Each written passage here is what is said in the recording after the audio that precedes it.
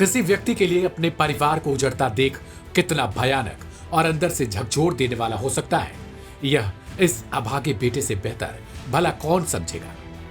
कहने को परिवार का बेटा बाय बोलकर हमेशा की तरह सुबह 5 बजे मॉर्निंग वॉक के लिए निकला, पर जब वह घर वापस लौटा तो अंदर का नजारा देख उसके होश उड़ गए और पैरों तले जमी खिसक गई, क्योंकि घर के अंदर जो कुछ उसने देखा वो बेहद हैरान, परेशान और कभी भरोसा करने लायक नहीं था। मॉर्निंग वॉक पर जाते समय बोला कि अब बाय अंतिम हो गया। उसने अपने सामने देखा उसके माता पिता और 23 साल की बहन की किसी ने बड़ी ही बेरहमी से हत्या कर दी। ये सब देखते ही बेटे ने शोर मचाना शुरू कर दिया। तेजी से रोने और शोर की आवाज जिसने भी सुनी वो सब घर में दाखिल होने लगे। आनन फानन में पुलिस को सूचना दी गई।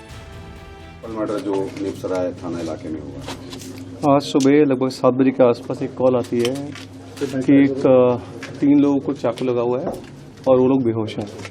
तो इसमें जो कॉलर है, इनिशियल कॉलर, वो बेटा ही है इनका जो डिसीज है। इसमें एक मेल, एक फीमेल और उनकी एक डॉटर है। इन तीनों का चाकू मार के स्टैबिंग से डेथ है। इनके बेटे ने ही कॉल करी है। बेटे ने बताया कि मैं सुबह मॉर्निंग वॉक के लिए गया था, वापस आके देखा तो इनका मर्डर हुआ पड़ा है। ये पूरी वारदात दिल्ली के नेपसराय इलाके की है। एक ही परिवार के 3 सदस्यों की बेरहमी से हत्या कर दी गई। मरने वालों में पति पत्नी और उनकी एक बेटी है। संयोगवश उनका बेटा मौजूद नहीं था। मृतकों में 55 साल के राजेश, उनकी 47 साल की पत्नी कोमल और 23 साल की बेटी कविता शामिल है। मृतकों में राजेश कुमार आर्मी से रिटायर थे और प्राइवेट सिक्योरिटी ऑफिसर के तौर पर काम करते थे। ये लोग मूल रूप से हरियाणा के रहने वाले थे, लेकिन सालों से दक्षिण दिल्ली के देवली गांव में रहते थे। शवों को देखकर पता चलता है कि तीनों के गर्दन पर चाकू मारकर हत्या की गई। इस घटना से पूरा इलाका सहमा हुआ है। वहीं पूरी दिल्ली में इसकी चर्चा है। जिस दंपत्ति की हत्या की गई है उनकी आज ही मैरिज एनिवर्सरी थी।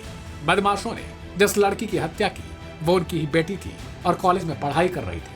कातिलों ने इस वारदात को उस समय अंजाम दिया जब उनका बेटा मॉर्निंग वॉक पर निकला था, यानी उन्हें यह पता था कि कब से कब तक उनका बेटा घर पर नहीं होता है। वहीं पड़ोसी कुछ अलग ही दबीवाज में बता रहे हैं, लेकिन चूंकि मामला अभी जांच में चल रहा है, इस वजह से कुछ भी कहना जल्दबाजी है। एक ही घर के 3 लोगों की हत्या के बाद से पुलिस हर एंगल से जांच कर रही है।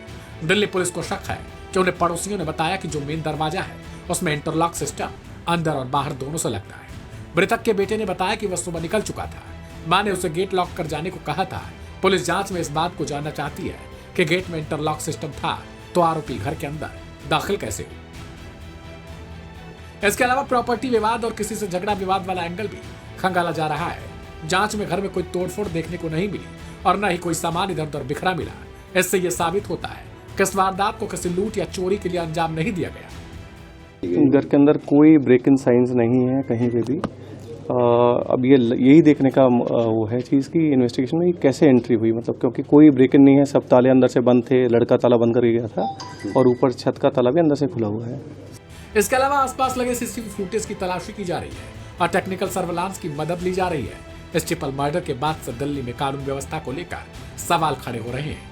आखिर यह सब राजधानी में धड़ल्ले से हो कैसे रहा है।